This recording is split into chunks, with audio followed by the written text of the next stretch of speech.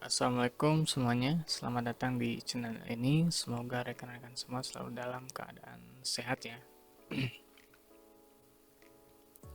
Di sini saya akan mencoba menjelaskan secara singkat tentang jurusan multimedia dan apa saja yang sebaiknya dipelajari dan dikuasai pada jurusan ini ya, atau pembelajaran multimedia ini. Pemaparan singkat ini dibuat untuk mengenalkan jurusan multimedia dalam konteks SMK atau jenjang SMK ya, kepada calon peserta didik yang masih bingung mengenai jurusan multimedia ini. Jadi ini mudah-mudahan video ini bisa menjelaskan ya. Untuk yang pertama, kita harus tahu dulu apa itu multimedia. Secara umum, multimedia adalah pelajaran yang memanfaatkan berbagai media dan teknologi untuk mengajar dan memfasilitasi pembelajaran. Walaupun dalam konteks jurusan multimedia ini bukan untuk mengajar ya, tapi kita lebih ke memanfaatkan elemen-elemen yang ada dalam multimedia. Nanti kita akan bahas lebih lanjut. Saya masukkan beberapa pendapat dari ahli. Salah satunya dari Mark Rosenberg ya. Rosenberg, multimedia adalah penggunaan media elektronik yang mengintegrasikan elemen-elemen seperti teks, grafik atau gambar ya, suara, video, dan animasi untuk menyampaikan informasi kepada pengguna. Tujuannya adalah untuk meningkatkan pemahaman dan retensi informasi. Ini menurut Mark ya.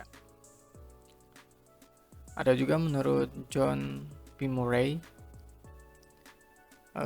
pembelajaran multimedia adalah suatu proses pembelajaran yang menggunakan media yang memungkinkan peserta didik untuk berinteraksi dengan konten. Ada istilah konten di sini. Berinteraksi dengan konten pembelajaran melalui penggunaan elemen-elemen visual, audio, dan interaktivitas. Ini ada istilah interaktif. Ini termasuk dalam pembelajaran multimedia ya. Ada interaktif di sini. Sebetulnya banyak pemaparan atau penjelasan tentang multimedia ini dari beberapa ahli. Cuman pada kesimpulannya mengenai elemen-elemen ya. Ada multi dan media.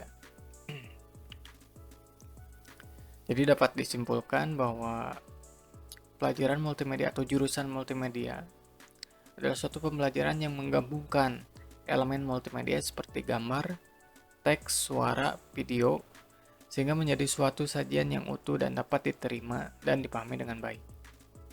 Pembelajaran multimedia juga menuntut peserta didik untuk dapat menguasai dan memahami konsep yang ada dalam pemanfaatan elemen multimedia tersebut untuk diproses atau dibuat menjadi sajian yang utuh.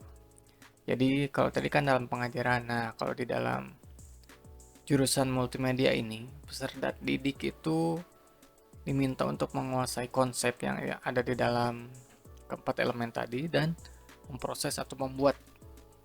Karena nanti ada beberapa proses dalam pembuatan dari multimedia ini. Lanjut. Nah, ini adalah elemen-elemen yang akan selalu ada di multimedia.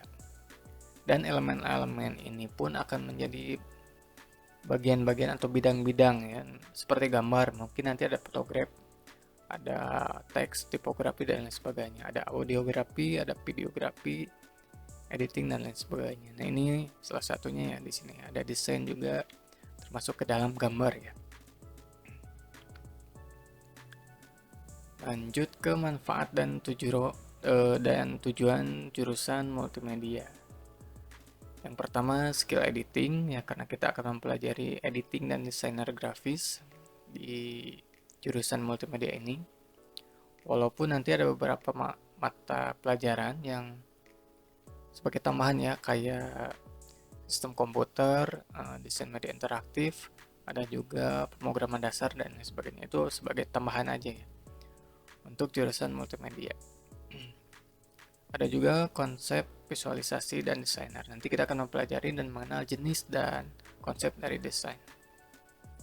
Jadi lebih mengembangkan ide-ide dari desain grafis ini dan visualisasi.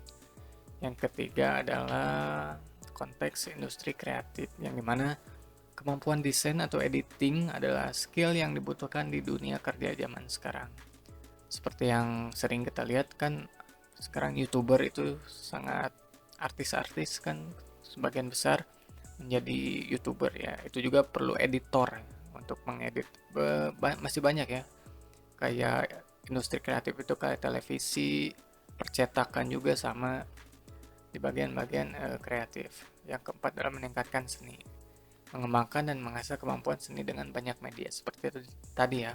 Media gambar, ada juga teks, bisa graffiti, bisa tipografi, layouting, ada juga video ya, dan audio. Ya, pada akhirnya skill ya. Kita akan tujuannya akan mengasah skill atau mempelajari hal-hal apa aja yang ada di multimedia, yang pada akhirnya itu akan dijadikan suatu produk yang utuh. Selanjutnya adalah apa yang akan dipelajari. Nah, ini tadi ya. Tadi kan elemen-elemennya ada beberapa ya. Walaupun tadi kata Mark ada animasi, cuman saya akan ringkas aja, kata animasi itu termasuk ke dalam gambar ya.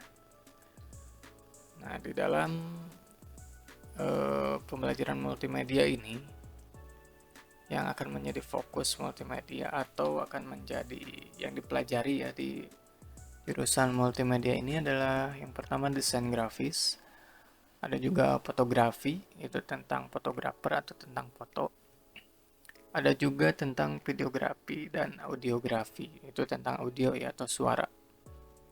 Ini kaitannya dengan tadi elemen-elemen yang tadi, yang dijadikan sebagai bagian-bagian yang akan dipelajari di multimedia ini. Nah, yang pertama kita akan mendalami atau mengupas tentang desain grafis. Kita akan mengenal secara singkat aja sih tentang desain grafis ini. Pertama ada dua kata ya, ada desain, ada grafis. Atau desain itu secara singkatnya itu perancang, grafis adalah gambar.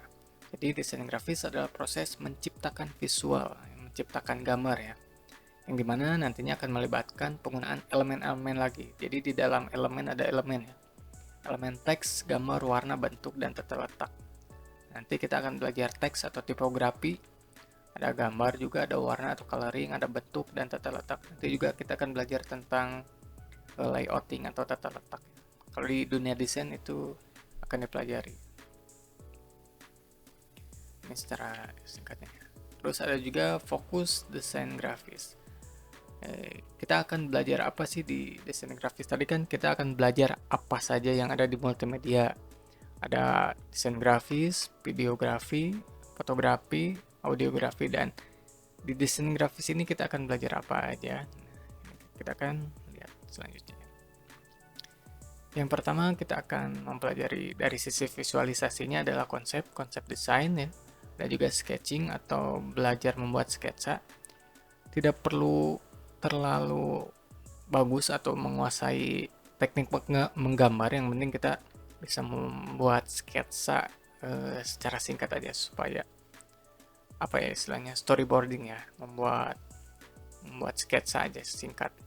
Terus ada juga tipografi, seperti tadi ya, teknik penulisan, teknik pemilihan teks atau font dan lain sebagainya. Ada juga layouting, tata letak, ada coloring, ada matching, nanti menjadi satu kesatuan yang bisa divisualisasikan ya. Yang selanjutnya di desain grafis ini kita akan belajar tentang aplikasi atau software ya, pengenalan software dan praktiknya. Bukan hanya mengenal tapi menginstal juga kita akan belajar di bagian ini, aplikasi dan software. Terlebih ke praktiknya ya, ada beberapa software yang akan dipelajari di desain grafis ini seperti Photoshop, Corel Draw, AI, dan masih banyak lagi ya untuk di bagian desain grafis ini. Yang terakhir yang akan dipelajari di desain grafis adalah etos atau etika. Di bagian ini kita akan mempelajari atau seorang yang ada di jurusan multimedia ini harus memahami tentang hak cipta.